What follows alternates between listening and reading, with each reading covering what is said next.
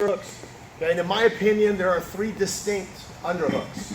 Technically 4, but one of them sucks. High, medium, low, shallow hook should not exist. Okay, shallow hook we've already talked about. We should be cutting the inside shoulder lock and going after it every single time. Okay, so when I'm in and I go into position and he throws his whizzer to start trying to break me down, it can make trying to make those steps to the front fairly difficult. And the one part that you have to watch out for is from here. You may think you want to walk behind him. I suggest you don't. If I'm going to do anything, I'm going to go for his leg, okay, predominantly. Like I said, through here, if he's not fighting me and all he's doing is putting an overhook, okay, then I can try to step in front of him and do a traditional like hip throw or something of that nature. Okay, but remember, in my world, an overhook is a whizzer. Okay? A whizzer is a type of overhook, but not all overhooks are whizzers. Okay, if he just puts his arm over me, he's wasting his energy. Okay, at that point in time, he's put this little lock between us that keeps me from going behind him. He's not doing anything to disrupt my base or disrupt my balance. Okay, so at that point in time, what are you doing? I mean, it's like kind of going like, hey, I got a gun. What do you want to do? All right, surprise is over. I already know everything that's in play. So my opinion is, as soon as that underhook comes in and you put that overhook in play, we start to break them down. At that point, his underhook becomes almost irrelevant. Now try to throw me. That's the point. The overhook to come in is a preventative, not just to take your back, but it's to make his underhook an irrelevant position. So if I just come in and I go here and he throws his overhook, but he does nothing, okay, then that's when we come in, boom, and then we start doing all these big fancy throws.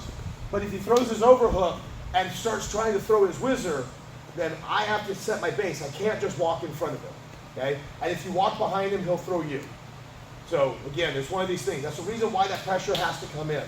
So remember, we have high hook, medium, and low. In my opinion, a single leg is a variation of a low underhook. So if I come in and I go here and he's trying to throw his whizzer and the like, blah, blah, blah, blah, blah.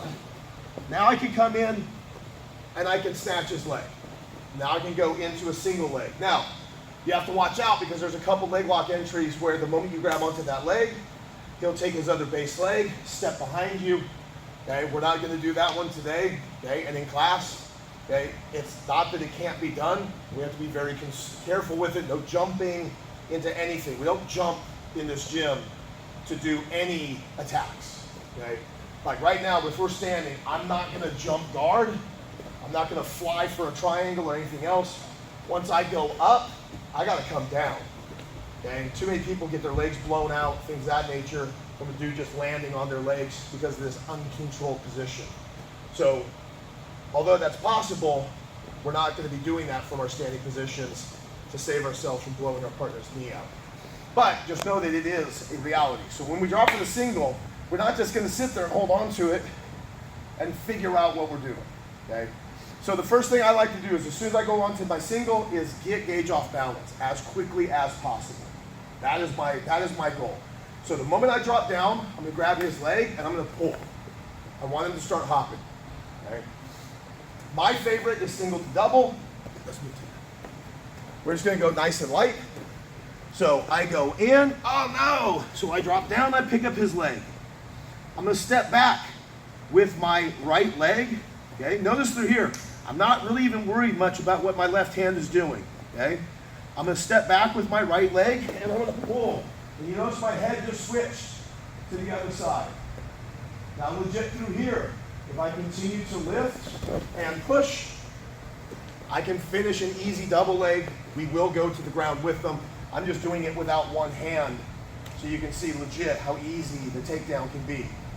So I get into my single. Again, I'm just pulling the one hand just to show you which hand's doing all the work. As I step, I pull. His leg now goes in front of my body, not between my legs. And my head goes from belly to back. Then we just reverse direction. Pull, step, and then we keep driving until they go down.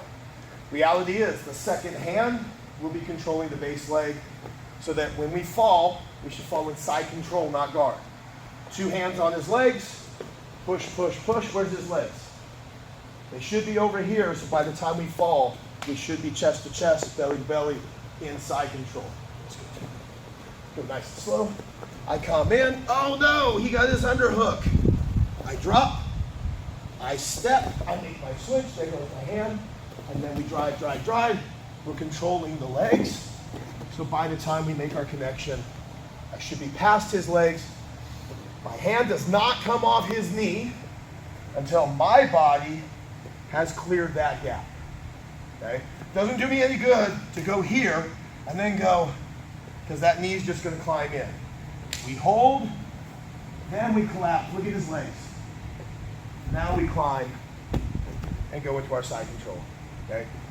But make sure though, when you make that switch, I want him to hop at least 1 time, bare minimum.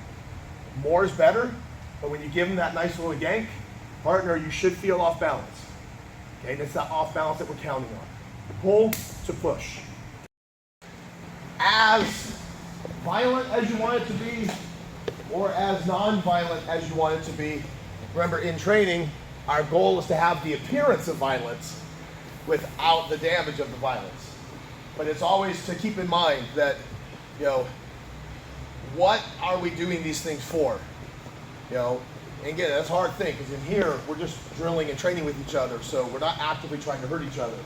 But the reality is, in that parking lot, okay, so you always have to be thinking of, when I do a technique in the parking lot trying to save my life or whatever, I need to know that what I'm doing has a massive potential. Okay? And that's the beauty I like about jiu-jitsu. I don't change the style of what I do. I just change the intensity. I don't make different decisions. I just follow through with certain decisions. That's what I love about jiu-jitsu. And some of the others, it's like, well, if my life was on the line, I'd do this. And if we were just screwed around, I would do something completely different. Right? Well, how do you know the difference sometimes? I mean, it can escalate pretty quick, right? That's what I love about jiu-jitsu is it's the same stuff. We just change our intensity as we go. So same thing, I come in, bang, stop, oh no, and I pick up that leg. So on the last one, I step back, I pull, and I make my head go to this side. That's your double leg. Belly button to belly button, that's your double, okay? This time, I come in, and I pick him up from here. So now, we're gonna switch to the other side, okay? So when we pick up his leg, we're gonna swim, okay? So I'm gonna pick up his leg, I'm gonna step, swim 1, swim 2. Treetop. Huh? Treetop. Okay, so as soon as I come in, bang, I pick up, I step, swim 1, swim 2. Get it to the crook of your elbow so it's easier to hold. And then I trap, again, far side. I step in, power stance. Now through here, as I push my hips forward, I like to knee him in the butt to make the takedown, okay? You can hold on and try to sweep the foot out from underneath. If you try it with Christian, he just hops around and it's hard to find that foot. And it tends to throw you off balance at the same time. But if I go here, where's his hips? He can hop on his foot all he wants, his hips don't move. They're always this little stationary ball. So if you target the hips, it's easier. Who remembers like Dominic Cruz? UFC fighter, man, they do a dance around all over the place. You know what never moved? His hips. His head and his feet would go all kinds of directions, but the hips would stay in the middle. And once that got picked out, and you started targeting the middle, okay, the game changed. So again, I come in, bang, bang, bang, I pick up, swim 1, swim 2, trap, I give him a quick little step. No, don't fall, don't fall. Okay, okay, then I come in, give him that quick little bump with my knee, and then at that point he can tabletop. And I can either at that point in time, okay, I can take you up and I can tilt you. We can come down head first if you want. We can come down very controlled if you like. Okay, the ability to twist them in the air is not that bad. It just comes down to, again, it's your intent in the moment. And it's not that bad. When you pick them up, you come in, boom, I'm lifting with my arms, bumping his hips. Once he tabletops, gets an easy lay down. All right, let's give it a shot. So Gage goes for his underhook.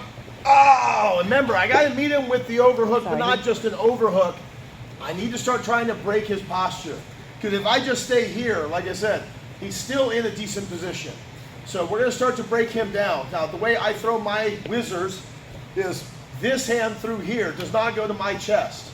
It goes to his, okay? So I put my hand in his chest. I open up like somebody's calling me over here, okay? And then this hand that's on his chest goes, oh, look, there's something on the ground, okay? And that gives me my downward. So just like before, when I pull him and he's hopping, how does he resist my pressure? Very difficult, okay? We're here, how much you weigh, Gage? 185. 185, okay, I'm not quite 100 pounds heavier than you. But all I'm gonna do is put downward pressure, just resist. Okay, 100-pound difference, and I'm not making him budge. But when I go, and I open up a little bit, and I pull him slightly forward, every step he takes, okay, as long as there's downward tension, every step he takes is his upper body collapsing.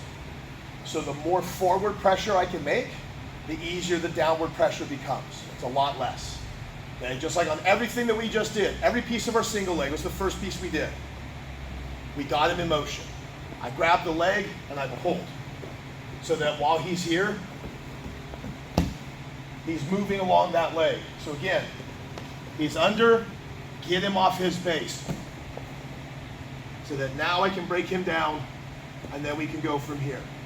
So now that I got him down, what do you think he's gonna do? Sit up. He's gonna start to sit up and he's probably gonna start to push into me to start to change and get back to where he was. This is the anticipation, okay? So we're in, open, push him forward. Now through here, he comes up. And we go the opposite way. We're down, I push, he goes to come up. I'm gonna connect to his upper body. I'm gonna make a switch, and you see my foot connect here. So again, everything we're doing is put one piece of motion in play, okay? And when that happens, we then change the direction to make everything easier. So again, as we're here, I break him down. When he goes to get up and he goes to push into me, we trap the leg, put a little sweep. Your sweep itself, you know, if there was like a little leaf on the ground, it's like you were just sweeping something to put under the carpet. Okay? I'm not kicking shin to shin. Ah! Okay? Just putting that little sweep. Okay? So again, down, breaking down. As soon as he goes to come up, and he goes to square up to get into me, well, that's when the twist happens. So partner, you have a reaction to provide. Okay? In a live roll, what we're trying to mimic is the response they would give. And that response almost always is break down, is come up. They're looking to bring their head up. They're almost always looking to make a new connection. All right, let's give it a shot.